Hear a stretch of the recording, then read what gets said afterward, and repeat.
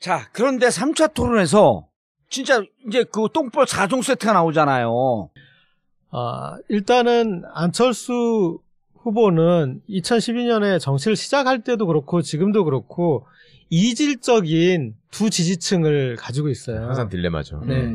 그때는 근데 지금하고 또 재밌는 건 뭐냐면 지지층이 또 달라졌어요. 그때 어떻게 됐었지? 그때는 젊은 층한테 인기가 좋았죠.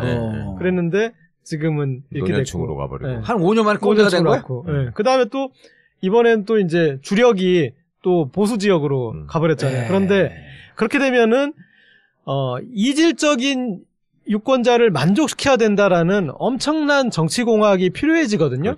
그런데 이 어정쩡함에서 지금 아까 지나온 2주 동안 계속 실패를 한 거죠. 근데 거기에서 저는 이제 여전히 호남으로 그렇게 가고 그게 이제 큰 실패다라고 보는 거죠. 왜냐하면 왜 호남에 갔을까? 아까 말씀하셨듯이 총선에서 지난 1년 전 총선에서 역전했던 경험이 있는 거예요. 그러면 다시 역전시킬 거라고 지금 보는 거지. 문재인 후보가 차이가 있지만 내가 호남에서 역전시킬 수 있다. 그다음에 그 승기를 잡아가지고 전국으로 확대하겠다.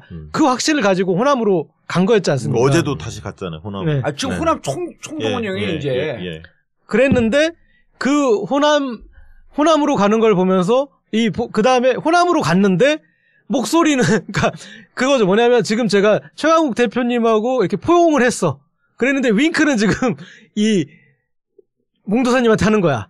지금 계속 호남으로 몸은 오고 있는데 사드 배치하겠다. 햇볕 정책 그게 뭐 대단한 거라고. 그리고 뭐 무슨 북한은 주적이지. 거기서도 이질적인 행보를 하는 거예요. 그랬는데 봉도사님을 그렇게 보고 있는데 봉도사님께서는 그 TK 유권자들은 다시 홍준표를 보는 거야. 그래 안보가 중요하면은 우리 아싸하게 홍준표가 낫지. 네. 그러니까 이 트랩에 걸려버린 거죠. 그러니까 그 본인은 이제 그 호남에 가더라도 그 호남에서는 이미 이제 진정성 없이 그걸 오는 회포가 됐고, 근데 보수에서는 안보 국면이 되면은 왜 안철수야? 안보에 왜 안철수야? 아니잖아요. 안보에 홍준표나 차라리 유승민인 거지. 그러니까 본인이 움직이면 움직일수록 본인은 이 빠져나가기만 하는 거죠. 잠깐 웃어 짚고 넘어가고 이제 그러면 핵심이 뭐냐면 호남의 유권자를 사실 우리는 30년, 40년을 정치해온 사람도 호남의 유권자를 알잖아요. 이건 이 털끝, 이 실핏줄로 이해를 하잖아요. 그러니까 호남은 이 선택적 투표라는 정부에서 거의 유일무이한 지역이다라고 하는 것을 이게 피부로 느껴야 돼요. 그럼요. 입과 머리로 정책 몇 가지 줘서 호남이 움직인다고 생각하면 안 되고 한 5, 6% 이길 때 박시영 부대표하고 나오고 얘기하면서 야 결국 호남은 선택적 투표를 하면서 어느 한쪽이 정권 교체가 되는 쪽으로 가는데 그것까지 계산하면 보수적으로 봐도 8% 이기고 좀 긍정적으로 보면 10에서 15% 이기겠구나. 이 얘기를 둘이 앉아서 하고 있었는데 그 근거는 뭐냐면 호남 민심의 향배는 이렇게 나눠진 상태로 가지 않는다. 그러면서 둘이 야 그게 7대3이 될까? 7.5대 8, 2.5 될까? 이 얘기하고 앉아있었죠. 그러니까 우리가 이렇게 호남을 알고 있음에도 불구하고 안철수는 사실 당에서 무슨 얘기를 해도 호남을 몰랐던 거예요. 그러니까 이런 측면에서 좀 말씀드리고 싶어요. 제가 호남 출신으로서 감히 말씀드릴 자격이 있을지는 모르겠는데 그동안에 호남이 전폭적인 감히 지지를 말씀드릴 수 없는 자격은 또 뭐야? 호남에서 떠난 지가 오래됐으니까 지지를 보낸 후보들을 생각해 보시면 김대중 대통령도 그렇고 노무현 대통령도 그렇고 그냥 보통 사람들이 보기에도 굉장히 똑똑한 사람들이에요. 그렇잖아요. 딱 보면은 말이 딱 말을 해도 그냥 문장으로 받아쓰면은 논리가 딱 앞뒤가 맞고 굉장히 똑똑한 사람들이었다고요. 그리고 그 뒤에 한때 떴던 정동영 씨 같은 경우에도 말 잘하고 똘똘해 보이잖아요. 그럼요. 거기도 말은 그러니까, 예술이지. 호남 사람들은 그동안에 어떤 정치인의 역량을 볼 때 이 사람이 지향하는 가치나 정책도 중요했지만 이 사람이 호남의 대표 선수로서 굉장히 똘똘하구나. 이런 게 사실 어떻게 보면 자부심이었던 거야. 그러니까 그 YS하고 비교를 할 때부터도 김영삼 대통령은 어떤 감은 뛰어나고 사람이 이렇게 화끈하게 치고 나가는 맛이 있지만 디테일한 면에서 붙어갖고 토론을 시켜보면 말이 안 되잖아요. 그러니까 그런 데서 오는 어떤 카타르시스나 자부심이 있었거든. 그러니까 이 똑똑한 사람이 제대로 된 정책을 했고 또 그걸 통해서 뭐랄까 그 통일 문제에 있어서도 뭔가 논리적이고 그 주관을 가지고 임했고 이런 거에 대한 어떤 평가나 자부심이 있었는데 지적이시죠. 그런데 문재인 후보 때 가가지고는 그런 면에서 실망한 측면이 있단 말이에요. 그래서 있었어. 강조했었고. 그렇죠. 그러니까 안철수가 뭔가 학벌도 있고 경력도 있고 그다음에 참신하고 똘똘한 지도자의 이미지로서 하려고 했던 거라고. 그리고 거기에 이제 어쨌거나 호남의 9세대 세력들이 몰리긴 했지만 간판을 바꿔달고 새로운 세력이처럼 보이니까 문재인 대표는 반신반의하면서 노무현보다는 좀 덜 똑똑한 것 같은데 그러면서 어쨌거나 지지를 했는데 안타깝게 졌잖아요. 그러니까 이럴 거면은 더 똘똘한 사람이 하나 있을 수 있으면 지지를 해봐야 돼 이렇게 생각을 했는데 보면 볼수록 아닌 거지 이게. 보면 볼수록 아니고 이게 누구 편인지도 모르겠고 뭔 소리 하는지도 모르겠고 그래서 제가 지난번 때 한번 우스갯소리로 뭐 대선 때 그간에 절치부심하면서 당도 만들고 많이 준비했다고 생각을 했는데 목소리밖에 준비를 안 했더라 그 말씀을 드렸는데 지금도 보면은 문외한이 보더라도 이거는 전략도 없고 역량도 딸리는 것 같고 엉켰죠.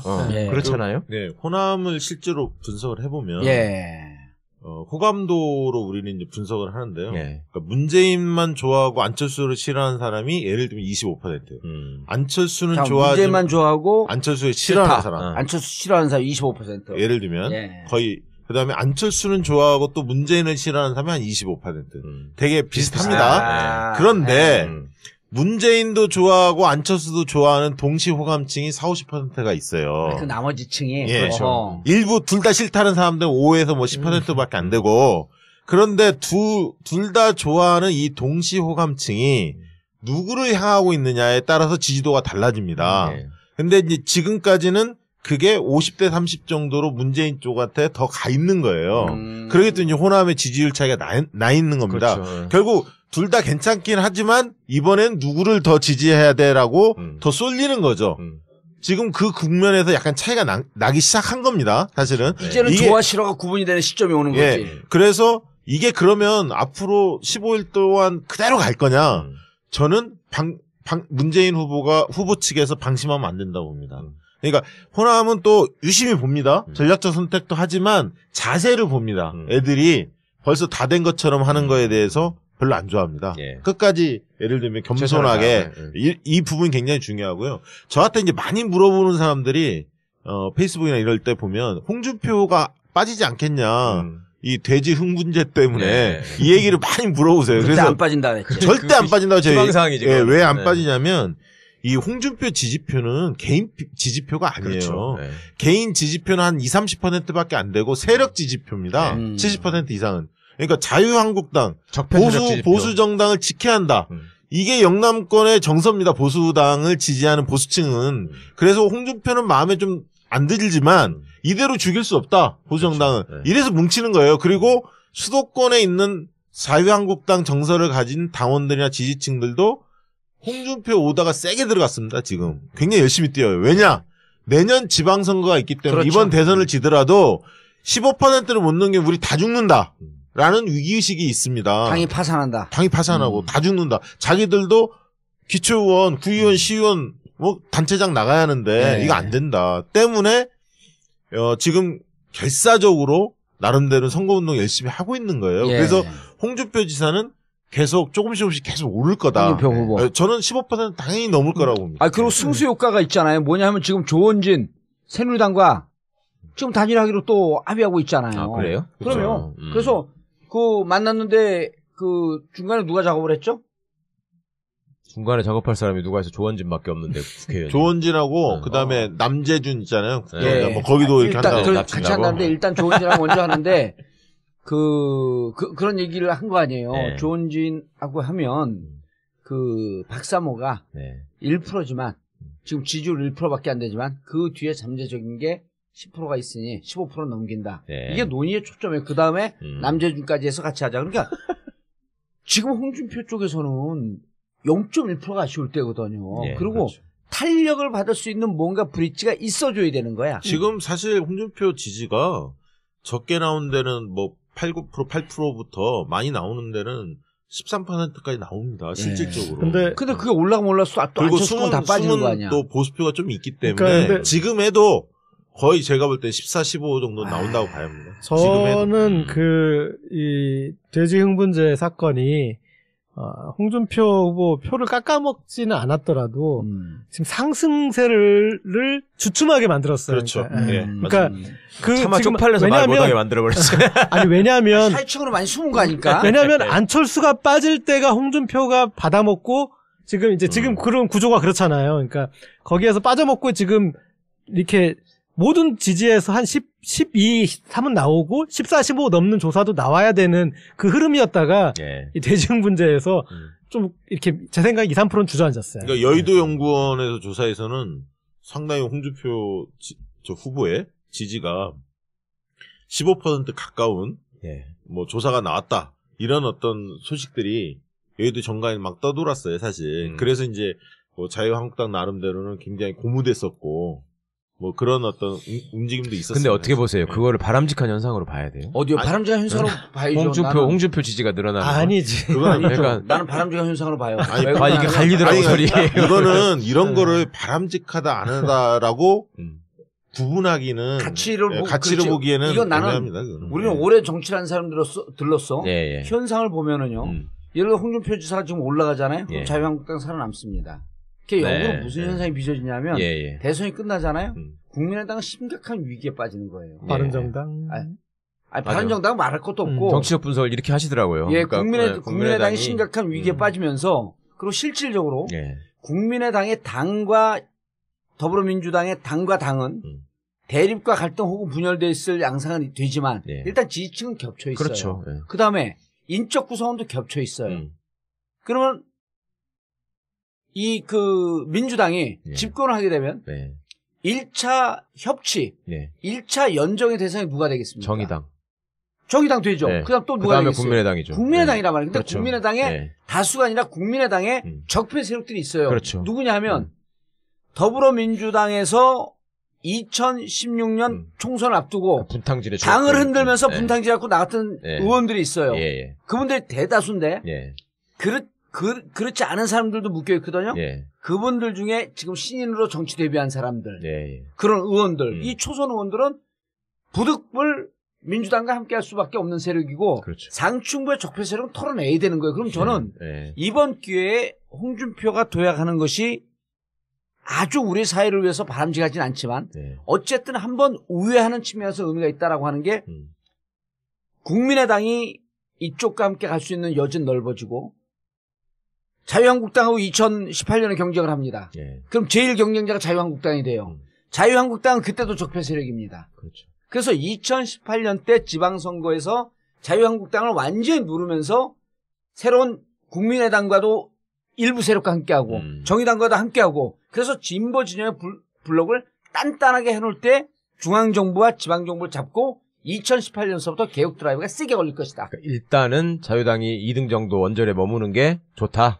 전략적으로. 저는 15% 넘어서 네. 죽지 않고 살아남아야 된다고 보는 거예요. 예. 여기에 저는 글쎄. 조금 다른 의견인데요. 예. 일단은 일단 방송 끝내죠. 아니, 이건 저는 뭐 동의하진 않습니다. 토의를 해봐야 될 것 같아, 이거는. 중요한 주제야. 그런데 자 3차 토론에서 네. 이 대지 흥분제 이후 치러진 첫 토론이었잖아요. 네. 근데 홍준표 후보가 거의 이 꼴찌 가깝게 점수가 나왔어요. 네. 그런데 제가 봤을 때 그 꼴찌로 간 가장 결정적인 이유는 기세에 눌렸어요. 기세 눌렸죠. 네. 홍준표라는 그 정치인은 이게 보수를 대변하면서 사실은 그냥 디테일보다는 이제 기세로 살아야 되는데 그렇죠.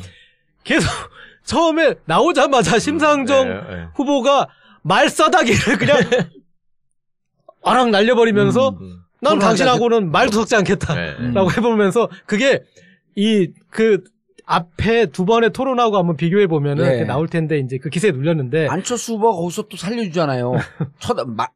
토론하지 않겠다 그러더니 말은 하되 카메라를 보고 하겠다.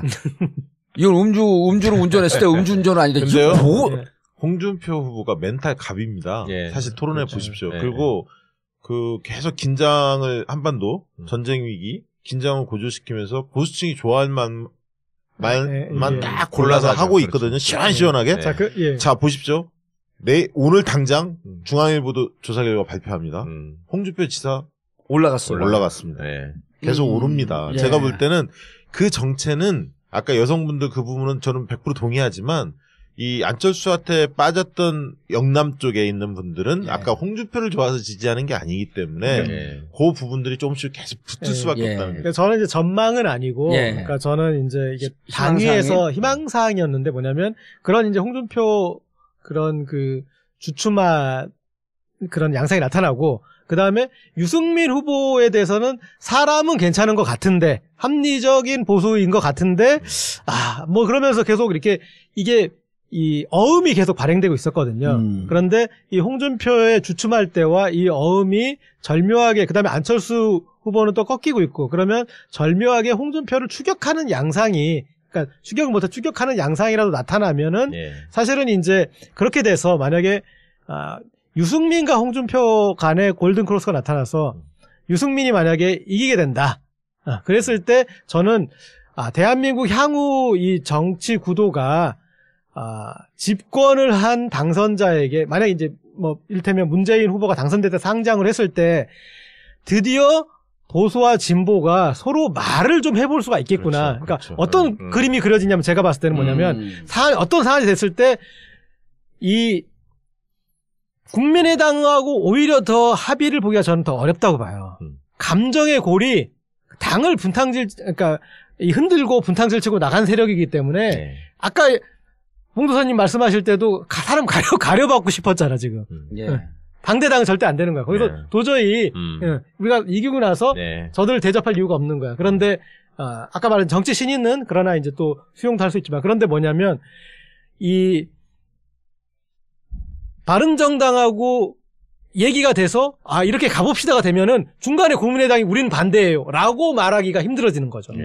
그 사안에 대해서는. 예. 그러니까 개혁 과제를 이 바른정당이 동의를 해주고 그리고 바른정당은 내년 지방선거까지 국면은 지금은 어쩔 수 없이 적폐가 됐었고 이렇게 되면은 반성 국면이고 그렇다면은 우리가 저들하고 같이 그러니까 그리고 이미 스탠스는 배신자 스탠스가 돼버렸잖아요. 예. 그러니 차라리 이런 이제 그렇게 그 국면에 그 어떤 허니문 기간을 가져가지고 갔을 때 이 지금 다당제 상황에서 그리고 단독 이 정부가 안 되는 상황에서 다음 당선자에게 이 그림이면 정말 해볼 만한 그런 게 되지 그런 생각을 했었죠. 유승민 얘기 나왔으니까 한마디만 좀 보태면요. 그러니까 유승민이 왜 지지율이 안 올라가느냐. 두 가지가 있습니다. 하나는 바른정당이 그간에 했던 모습이 잘못됐고요. 그러니까 계속 외부 사람 데려오려고 했잖아요. 방기문, 황교안. 네. 그러다 보니까 당이 모래알 집단으로 계속 비춰진 거고요. 두 번째는 유승민 자체도 문제가 심각한 게 본인은 보수의 적임자, 신보수를 들고 나오면서 홍준표를 겨냥한 측면이 있어요. 처음에 계속. 그랬었죠. 거기서 표가 올 표가 아닙니다. 그러면 안철수를 겨냥했어요. 안철수를 겨냥했어야죠. 근데 이분은 계속 문재인하고 싸우면서 보수의 대표성을 자기가 가져가려고 했는데 거기서 표 오지 않습니다. 그러니까 안철수로 가 있는 일부 보수표를 자기가 뺏어와요. 왜? 홍준표에서 올 표가 없기 때문에 배신자 프레임이 작동하고 있기 때문에 그걸 뺏어왔어야 하는데 그걸 노력을 안 했어요. 올 표가 없지. 어디서 와요 그 표가. 아니 그러니까 선수들이 보는 거하고 또 분명히 다를 텐데 저는 사실은 고 기자님 같은 입장에서 많이 생각을 했었거든요. 그러니까 아까도 말씀드렸지만 이게 문재인 후보가 가장 유력한 대통령 후보인 것이고 당선될 가능성이 제일 높은 상황에서 이미 이제 선거는 어느 정도 나는 이긴다고 생각을 했고 그 뒤까지도 생각을 해야 된다. 책임 있는 집권 세력으로서. 그러려면 첫째가 소위 적폐 세력이 이번 선거를 통해서 저는 진짜로 완전히 몰락해버리는 걸 좀 보고 싶었었어요. 그래서 정말로 아까 우리 고 기자님 말씀하신 것처럼 내가 보수를 지향하는 입장이라고 하더라도 도저히 내가 저 홍준표 같은 후보, 자유한국당 세력을 더 이상 지지하는 거는 내 스스로도 좀 너무 아닌 것 같다. 너무 창피하고 저 사람들은 아무리 봐도 민주주의를 할 만한 사람이 아닌 것 같다. 이런 생각을 저는 좀 느껴주기를 바랬고 그래서 유승민의 역할, 그러니까 최소한 홍준표가 안철수가 미우면 유승민한테 가야지. 그게 홍준표한테 가는 건 나는 너무 좀 슬펐어. 근데 그리고 조금만 더 얘기할게. 그래가지고 저는 길게 가면은 결국은 그렇게 해서 홍준표로 대표되는 자유한국당 세력, 소위 그 구시대에 구악이 쌓여있는 적폐 세력들이 그대로 몰락을 하고 그 다음에 좀 그 선거가 치러지는 와중에 그 문재인 진영이 어떻게 보면 상대적인 우세를 감안해가지고 소위 지지자들도 안철수 후보 측 지지자들도 전략적으로 저쪽하고 손을 잡아서 우리가 집권을 하는 게 좋지 않겠냐는 생각을 하는 사람들이 있지만 그렇다고 해서 적폐 세력하고 손잡고 청산을 하지 말아야 된다 이런 사람들은 또 많지 않거든요. 그리고 기본적으로 원래 민주진영의 지지를 갖고 있었던 사람들이잖아. 생각이 약간 달랐던 것이지. 그리고 새로운 시대로 접근하는 방식이 달랐던 건데 그게 왼수가 되지 않고 끝나고 나서 같이 손을 잡고 거기다가 바른정당까지 엄쳐가지고 정말로 앞으로 해야 될 개혁이 얼마나 많습니까? 적폐청산이. 근데 그게 현실적으로 국회 의석이 그렇게 안 되는데 불가능한 일이잖아요. 그러니까 그 생각을 하면서 좀 지지자들 간에 그 못 박는 얘기 좀 안 했으면 좋겠다 생각을 했는데 이건 그게 아니더라고 막. 그러면. 와 정말 이게 전쟁이 붙으니까. 대선은 전쟁입니다. 이 친문 친한 여기 붙는 거는 왼수 이상이더만 정말로. 나는 잠깐만 덧붙이면 네. 아까 이제 제가 그 국민의당과 연정을 할 수밖에 없다라고 하는 것 그다음에 여기까지는 동의를 해도 홍준표의 자유한국당이 약진하고 15% 넘는 거 이런 거는 뭐 동의할 수 없다니 저는 이게 동의와 무관하게 현실이죠. 그렇죠. 네. 현실이고요. 저는 여기에서 출범하는 새로운 정부가 수를 좀 잘 둬야 되는 게 정말 이번에는 그 새로운 정치 개편과 정치 구도를 놓을 수 있는 절호의 찬스가 될 수 있을 거예요. 국민의당은 어차피 같이 할 수밖에 없는데 이제 보수가 분열돼서 바른정당이라고 하는 새로운 보수의 희망이라고 하는 이 정당의 맹화를 보여준 거거든요. 예. 난 이쪽하고는 정책적 연대를 할 수 있는 틀을 잡아야 된다고 봐요. 안보 문제에 대해서 아니 문재인 대통령이 되면 실질적으로 북한과 대화하기 위해서 미국하고 먼저 협의하겠다 그러잖아. 나 이 자세 좋다고 봐요. 그리고 제일 먼저 북한 먼저 가겠다 그랬는데 그거보다도 아니 미국 먼저 가야죠. 그리고 이 안보 부분에 대해서 아주 안정감 있는 자세를 주는데 이때 안보 문제를 사드라고 하는 민감 문제를 빼면서 바른정당과 이 부분에 대해서 스탠스 같이 맞춰나가는 거예요. 다만 사드 문제는 최순실이 한 것 같으니 지금 한번 다시 의논을 해보자. 그리고 사드 문제가 중국 문제를 갖고 허심탄회 얘기하면서 이슈를 세컨 아젠다로 좀 빼놓으면서 안보와 한미 그 혈맹관계 한미 동맹관계를 같이 가자라고 하면서 이쪽을 오히려 홍준표 쪽하고 멀리 뛰어내는 작용을 나는 새로운 정부에서 할 수 있는 여지가 생겼기 때문에 다행이라고 보는 거예요. 그 대목에서 제 질문이 뭐냐면요. 저는 이게 홍준표가 자유한국당 이번에 몰락했으면 좋겠다라고 생각을 한 게 이 사람들은 어쨌거나 대통령이 바뀌고 나면 그다음부터는 발목 잡게 할 거 아니야. 지방선거 때까지. 끝까지 방해하면서 정국이 제대로 못 굴러가게 만들어가지고 자 저렇게 됐으니까 우리를 지지해달라 이렇게 나올 놈들이거든. 그렇게 그러니까 해야죠. 그쪽에서 당연히. 그런데 지금 이번에 자유한국당이 어쨌거나 15% 이상을 받았고 살아남으면 바른정당이 와야 될 것 같은데. 그래가지고 자유당이 오히려 바른정당이 뿔뿔이 더 개기는 거 아니야? 아까 이제? 박시영 저도 통으로 안 움직이고 뿔뿔이 흩어지는데 그쪽에 보수의 참신한 가치를 세웠던 사람들이 이쪽과 연정할 수 있는 가능성이 난 생긴다고 보는 거죠. 박시영 부대표 아까 지적을 했잖아요. 그러니까 왜 안철수 표를 뺏어와야 되는데 안철수와 싸워야 되는데 안 싸울까? 그러니까 유승민 후보도 통밥이 있는데 그걸 모르진 않아요. 근데 지금 제대로 공격을 못하고 있는 거거든요. 그것은 자기를 둘러싼 세력이 나중에 국민의당과의 어떤 연대를 그런 것들 그림을 그리고 있기 때문에 내가 저렇게 안철수 공격을 해서 우리가 이제 이 파토가 나버리면은 그 사람들은 정말 갈 데가 없다. 행동을 해버릴 수가 있거든요. 움직여버릴 수가 있고. 그리고 아까 말씀하신 뿔뿔이 흩어지는 것도 현실이 될 수 있고. 그러니까 이 유승민이라는 그 정치인은 그런 잔걱정이 좀 많은 그런 잔계산, 잔걱정 많은 스타일의 정치인인데 제가 유승민이라면 자, 이번 대선에 당선되는 건 아니잖아요.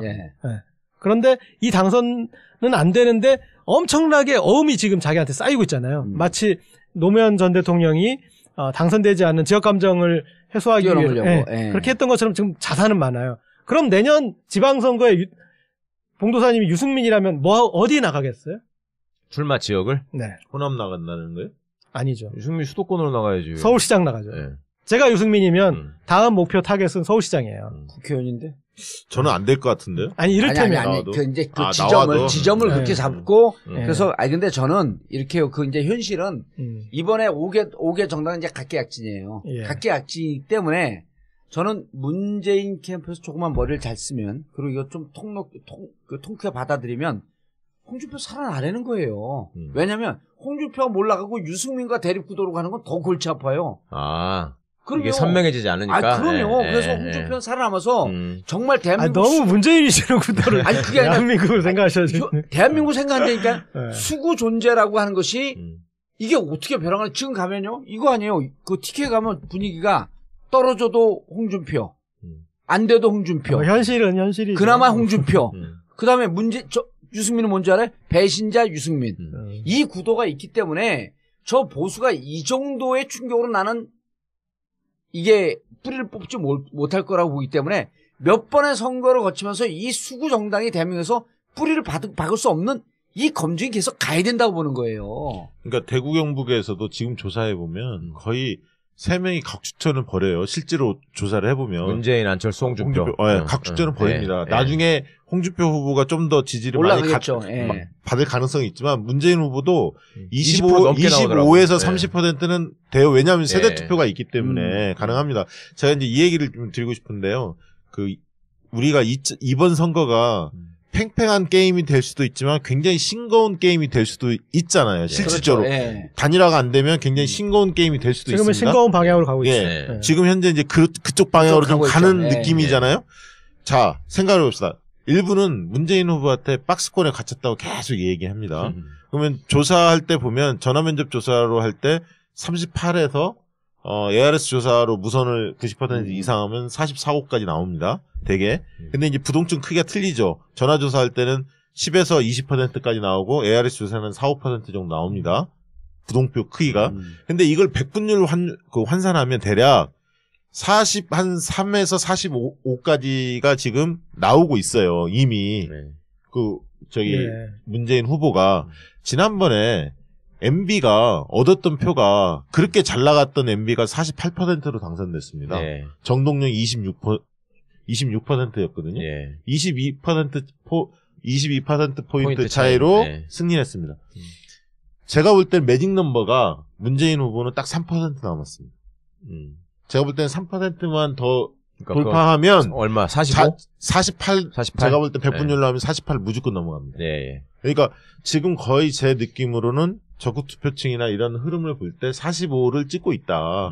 그래서 3%를 넘기면 48이면 적어도 심상정 후보는 끝까지 가실 거고 홍준표 후보도 갈 가능성이 있기 때문에 어쨌든 48이면 무조건 당선이다.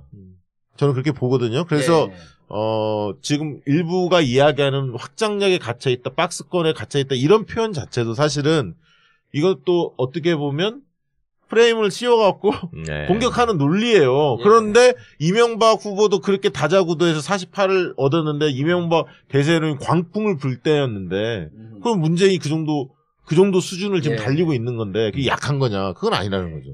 알겠습니다. 이제 2주 남았나요? 예, 14일. 네, 14일. 그러면은 이번 주 이제 앞으로 있을 일주일 동안 갖고 이제 다음 주에 한 번 더 분석을 하고 이게 처음 분석이고 다음 주가 두 번째 분석이에요. 두 번째 하면 끝나죠, 이제. 그렇죠. 한국에서 거의 유일무이한 지역이다라고 하는 것을 이게 피부로 느껴야 돼요. 그럼요. 입과 머리로 정책 몇 가지 줘서 호남이 움직인다고 생각하면 안 되고 한 5, 6% 이럴 때 박시영 부대표하고 나오고 얘기하면서 야 결국 호남은 선택적 투표를 하면서 어느 한쪽이 정권 교체가 되는 쪽으로 가는데 그것까지 계산하면 보수적으로 봐도 8% 이기고 좀 긍정적으로 보면 10에서 15% 이기겠구나. 이 얘기를 둘이 앉아서 하고 있었는데 그 근거는 뭐냐면 호남 민심의 향배는 이렇게 나눠진 상태로 가지 않는다. 그러면서 둘이 야 그게 7대3이 될까? 7.5대 8, 2.5 될까? 이 얘기하고 앉아있었죠. 그러니까 우리가 이렇게 호남을 알고 있음에도 불구하고 안철수는 사실 당에서 무슨 얘기를 해도 호남을 몰랐던 거예요. 그러니까 이런 측면에서 좀 말씀드리고 싶어요. 제가 호남 출신으로서 감히 말씀드릴 자격이 있을지는 모르겠는데 그동안에 호남이 전폭적인 감히 지지를 말씀드릴 수 없는 자격은 또 뭐야? 호남에서 떠난 지가 오래됐으니까 지지를 보낸 후보들을 생각해 보시면 김대중 대통령도 그렇고 노무현 대통령도 그렇고 그냥 보통 사람들이 보기에도 굉장히 똑똑한 사람들이에요. 그렇잖아요. 딱 그렇죠. 보면은 네. 말이 딱 말을 해도 그냥 문장으로 받아쓰면 논리가 딱 앞뒤가 맞고 네. 굉장히 똑똑한 사람들이었다고요. 그리고 그 뒤에 한때 떴던 정동영 씨 같은 경우에도 말 잘하고 똘똘해 보이잖아요. 그럼요. 거기도 말은 그러니까, 예술이지. 호남 사람들은 그동안에 어떤 정치인의 역량을 볼 때 이 사람이 지향하는 가치나 정책도 중요했지만 이 사람이 호남의 대표 선수로서 굉장히 똘똘하구나. 아하. 이런 게 사실 어떻게 보면 자부심이었던 거야. 그러니까 예. 그 YS하고 비교를 할 때부터도 김영삼 대통령은 어떤 감은 뛰어나고 사람이 이렇게 화끈하게 치고 나가는 맛이 있지만 디테일한 면에서 붙어갖고 토론을 시켜보면 말이 안 되잖아요. 그러니까 예. 그런 데서 오는 어떤 카타르시스나 자부심이 있었거든. 응? 그러니까 이 똑똑한 사람이 제대로 된 정책을 했고 또 그걸 통해서 뭐랄까 그 통일 문제에 있어서도 뭔가 논리적이고 그 주관을 가지고 임했고 예. 이런 거에 대한 어떤 평가나 자부심이 중요한 있었는데 지적이시죠. 네. 예. 그런데 문재인 후보 때 가가지고는 그런 면에서 실망한 측면이 있단 실망했죠. 말이에요. 네.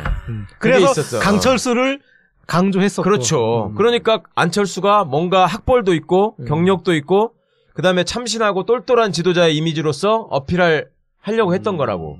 그리고 거기에 이제 어쨌거나 호남의 9세대 세력들이 몰리긴 했지만 간판을 바꿔달고 새로운 세력이처럼 보이니까 문재인 대표는 반신반의하면서 노무현보다는 좀 덜 똑똑한 것 같은데 그러면서 어쨌거나 지지를 했는데 네. 안타깝게 졌잖아요. 네. 그러니까 이럴 거면은 저 똘똘한 사람이 하나 있을 수 있으면 지지를 해봐야 돼 이렇게 생각을 했는데 예. 보면 볼수록 아닌 거지 이게. 보면 볼수록 자, 그런데 3차 토론에서 진짜 이제 그 똥볼 4종 세트가 나오잖아요.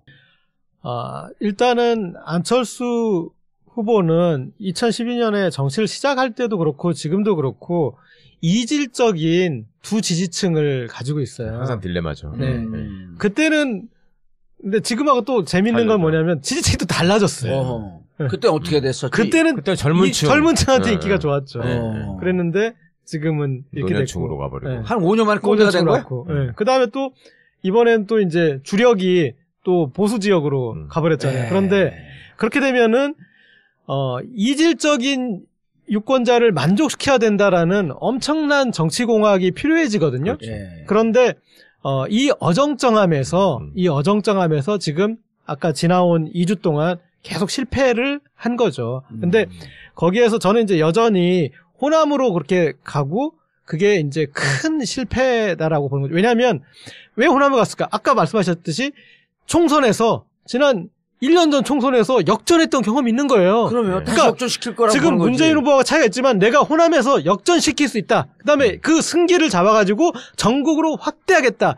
그 확신을 가지고 호남으로 간 거였지 않습니까? 어제도 다시 갔잖아요, 호남. 네. 지금 네. 호남 총동원 형이 이제 예.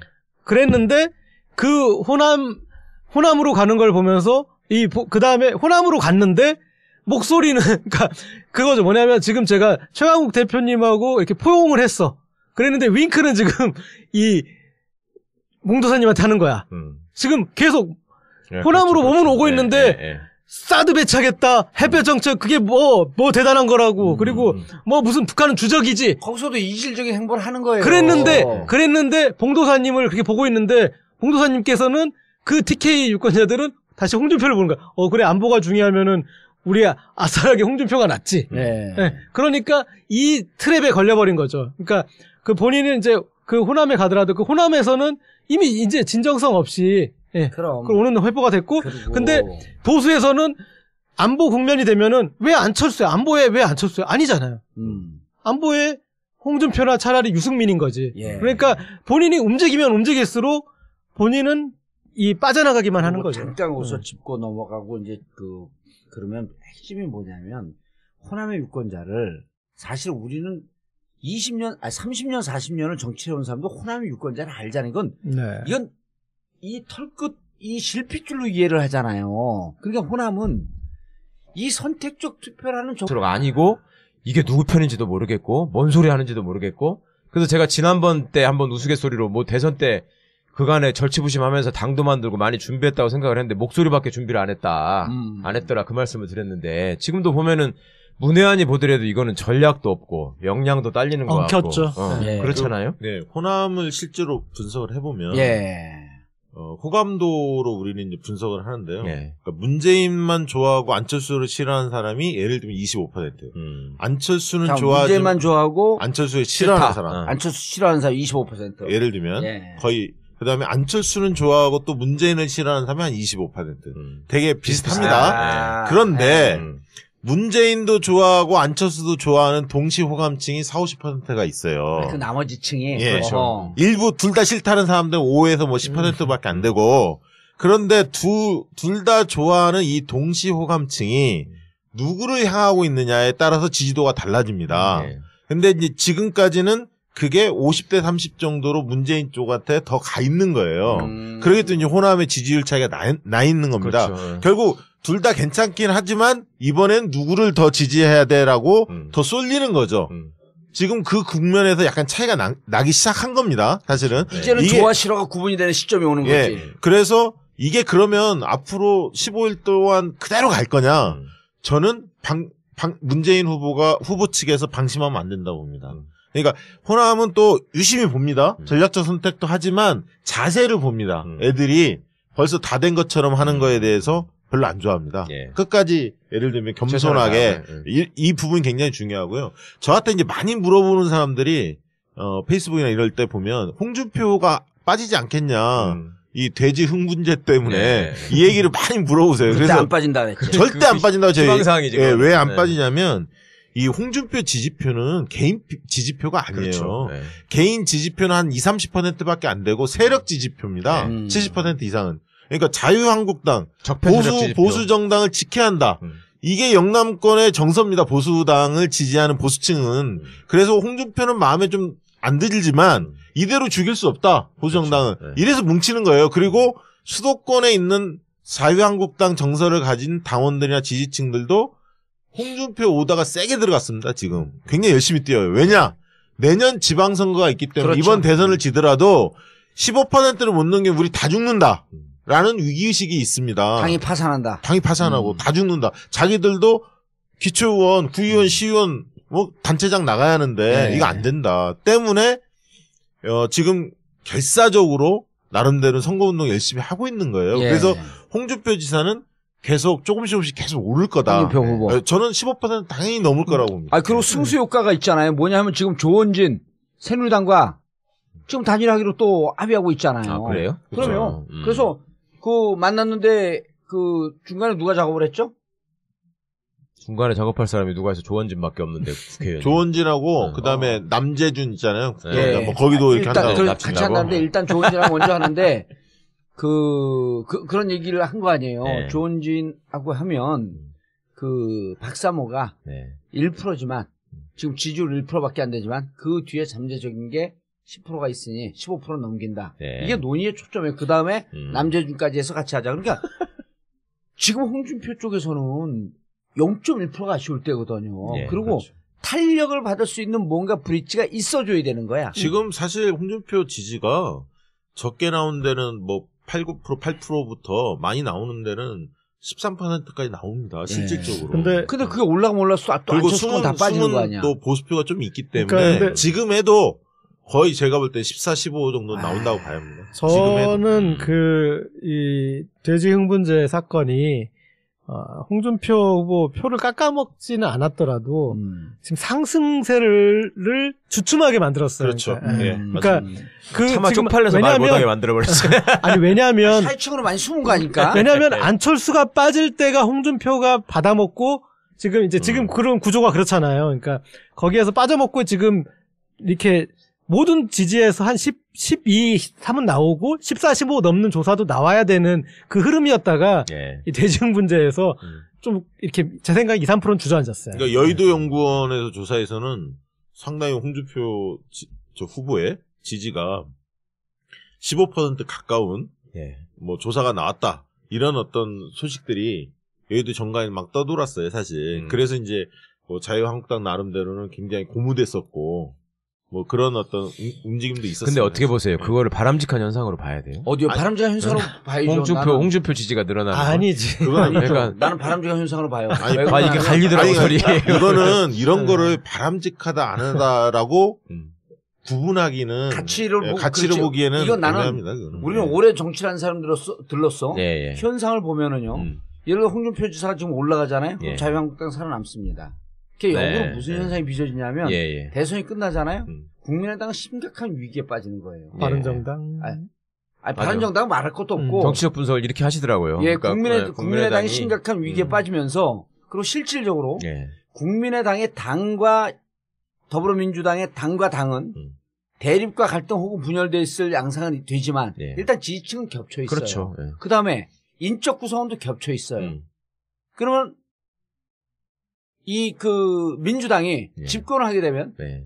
1차 협치, 예. 1차 연정의 대상이 누가 되겠습니까?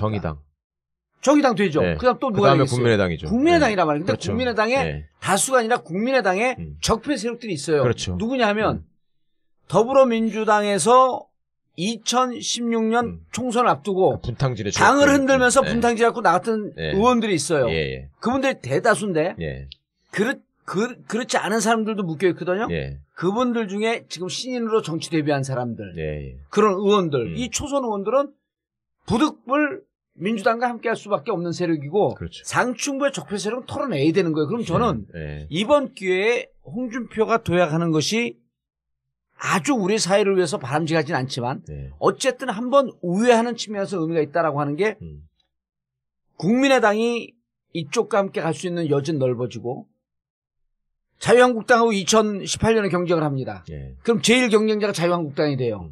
자유한국당은 그때도 적폐 세력입니다. 그렇죠. 그래서 2018년 때 지방선거에서 자유한국당을 완전히 누르면서 새로운 국민의당과도 일부 세력과 함께하고 정의당과도 함께하고 그래서 진보 진영의 블록을 단단하게 해놓을 때 중앙정부와 지방정부를 잡고 2018년서부터 개혁 드라이브가 세게 걸릴 것이다. 그러니까 일단은 자유당이 2등 정도 원절에 머무는 게 좋다. 전략적으로. 저는 15% 넘어서 네. 죽지 않고 살아남아야 된다고 보는 거예요. 예. 여기에 저는 글쎄. 조금 다른 의견인데요. 예. 일단은 일단 방송 끝내죠. 아니, 이건 저는 뭐 동의하진 않습니다. 토의를 해봐야 될 것 같아, 이거는. 중요한 주제야. 그런데 자 3차 토론에서 네. 이 대지 흥분제 이후 치러진 첫 토론이었잖아요. 네. 근데 홍준표 후보가 거의 이 꼴찌 가깝게 점수가 나왔어요. 네. 그런데 제가 봤을 때 그 꼴찌로 간 가장 결정적인 이유는 기세에 눌렸어요. 기세 눌렸죠. 네.